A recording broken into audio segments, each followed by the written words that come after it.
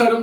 ജാർഖണ്ഡ് എന്ന സംസ്ഥാനത്ത് നടക്കുന്ന യഥാർത്ഥ വിദ്യാർത്ഥി സമരത്തിനെതിരെ മുഖം തിരിച്ചിരിക്കുകയാണ് CJPയുടെ നേതാക്കൾ. നീറ്റ് ചോദ്യപേപ്പർ ചോർച്ചയെ തുടർന്ന് കേന്ദ്ര വിദ്യാഭ്യാസ മന്ത്രി ധർമ്മേന്ദ്ര പ്രധാന്റെ രാജി ആവശ്യപ്പെട്ട് പ്രക്ഷോഭം നടത്തിയ സംഘടനയാണ് CJP. വിദ്യാർത്ഥികളെ രക്ഷകരായി അവതരിപ്പിച്ചു എന്ന പരിവേഷമാണ് അവർക്കുണ്ടായിരുന്നത്. പാർലമെന്റ് മാർച്ചിനിടയിൽ കലാപമുണ്ടാക്കുവാനായി എത്തിയ 2800ഓളം കുറ്റവാളികൾ പൊതുമുതലിന് വൻ നാശനഷ്ടം വരുത്തുകയും കല്ലും വടിയുമായി പോലീസുകാരെ ആക്രമിക്കുകയും ചെയ്തിരുന്നു. പങ്കെടുത്തവരിൽ വൻ കുറ്റവാളികളായ 2782 പേരെ പോലീസ് തിരിച്ചറിയുകയും അവർക്കെതിരെ FIR ചാർജ് ചെയ്യുകയും ചെയ്തു. കലാപകാരികൾ ഉൾപ്പെടെ ഒരാൾക്കെതിരെയും നടപടികൾ എടുക്കാൻ സാധ്യമല്ല എന്ന നിലപാടിൽ ആദ്യമൊക്കെ ഉറച്ചു നിന്നിരുന്ന CJP സുപ്രീം കോടതിയുടെ നിർദ്ദേശവും കേന്ദ്ര സർക്കാരിന്റെ കടുംപിടുത്തവും മൂലം നിലപാടിൽ മയം വരുത്തി. വിദ്യാർത്ഥികളുടെ സംരക്ഷകരായി നെഞ്ചുവിരിച്ച് നടക്കുകയായിരുന്ന CJP നേതാക്കൾക്ക് കഴിഞ്ഞ ഒരാഴ്ചയായി ജാർഖണ്ഡിൽ നടന്ന ചോദ്യപേപ്പർ ചോർച്ചയിൽ പൂർണ്ണ മൗനമാണ്. അവിടെ വലിയ തോതിലുള്ള വിദ്യാർത്ഥി സമരങ്ങൾ നടക്കുകയാണ്. വിദ്യാർത്ഥി സമരങ്ങൾ എന്ന് പറഞ്ഞാൽ തെറ്റിദ്ധരിക്കരുത്, യഥാർത്ഥ വിദ്യാർത്ഥികൾ തന്നെയാണ്. അവിടെ റേപ്പിസ്റ്റുകളില്ല, കൊലപാതകങ്ങളില്ല, സാമൂഹ്യ വിരുദ്ധരില്ല, കാശിനു വേണ്ടി എന്തു കോപ്രായവും ചെയ്യുന്ന സോഷ്യൽ മീഡിയ വ്ളോഗർമാരില്ല.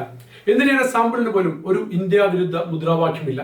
വിദ്യാർത്ഥി സംരക്ഷകരായ CJPയുടെ അഭിജിത് ദീപ്കയും സൗരവ് ദാസും ജാർഖണ്ഡിലേക്ക് തിരിഞ്ഞു നോക്കാത്തതുകൊണ്ട് അവരെ വിദ്യാർത്ഥികൾ അങ്ങോട്ട് ടെലിഫോണിൽ വിളിച്ചിരുന്നു. ആരോഗ്യപരമായ കാരണം പറഞ്ഞ് ദീപ്കെ ഒഴിവായപ്പോൾ സൗരവ് ദാസ് ഈ സമരത്തെക്കുറിച്ച് കേട്ട ഭാവം നടിച്ചില്ല. വിദ്യാർത്ഥികളുടെ മറവിൽ പോലീസിനെ ആക്രമിച്ച കൊടും കുറ്റവാളികൾക്കെതിരെ പെല്ലറ്റ് പ്രയോഗം നടത്തിയത് ഹൃദയ വേദനയായി പാർലമെന്റിൽ അവതരിപ്പിച്ച രാഹുൽ ഗാന്ധിയും ജാർഖണ്ഡിലേക്ക് തിരിഞ്ഞു നോക്കുന്നു പോലുമില്ല. കെജ്രിവാൾ, പ്രകാശ് രാജ്, ഷബാന ആസ്മി, നസറുദ്ദീൻ ഷാ എന്നിവരും തീവ്ര മൗനത്തിലാണ്.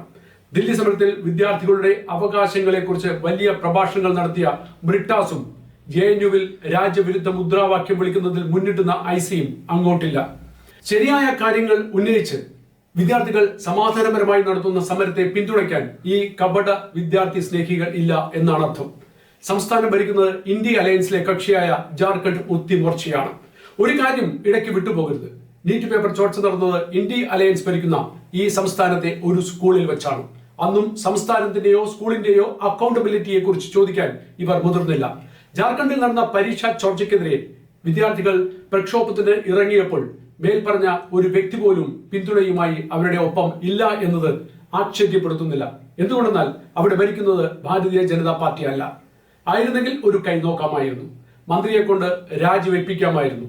ഇവിടെയാണ് രാഷ്ട്രീയം മുഖം മൂടി മാറി വരുന്നത്. ഇവിടെ അഴിഞ്ഞു വീഴുന്നത് CJPയുടെ മറച്ചുവെച്ച രാഷ്ട്രീയ ഗൂഢതന്ത്രങ്ങളാണ്.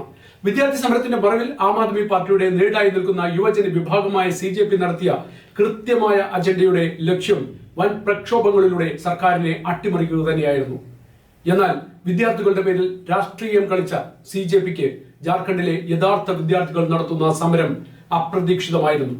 മാതൃസംഘടനയ്ക്കെതിരെയും അവർ ഉൾപ്പെട്ട മുന്നണിയിലെ പാർട്ടികൾക്കെതിരെയും സമരം ചെയ്യുക എന്ന നിർബന്ധത്തിലേക്ക് CJP എത്തിച്ചേർന്നിരിക്കുന്നു. ഈ തിരിച്ചടി ഇത്ര പെട്ടെന്ന് അവർ പ്രതീക്ഷിച്ചു കാണുകയില്ല.